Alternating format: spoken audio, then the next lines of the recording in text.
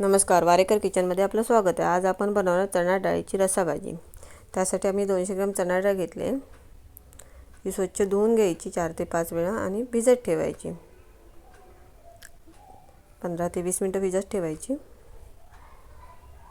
आणि एका साईडला आपण तेल ठेवले कुकरमध्ये।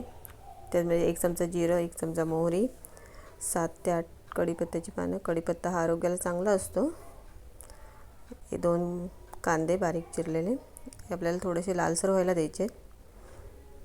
आपला कांदा लालसर झालाय, त्यामध्ये लाल तिखट 2 चमचे, आपल्याला हळद अर्धा चमचा, आलं लसूण पेस्ट थोडीशी, हिंग थोडं आणि 1 बारीक चिरलेले टोमॅटो। हे सर्व एकजीव करून घ्यायचं। व्हिडिओ आवडले नक्की कमेंट करून सांगा।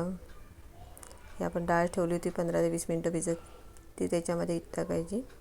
सर्व एकत्र करायचं एकजीव आणि चवीनुसार मीठ टाकायचं। ही आपली भाजी पटकन होणारी आहे। कुकरला 4 ते 5 शिट्ट्या 4 शिट्ट्या लावून आपली भाजी तयार होईल।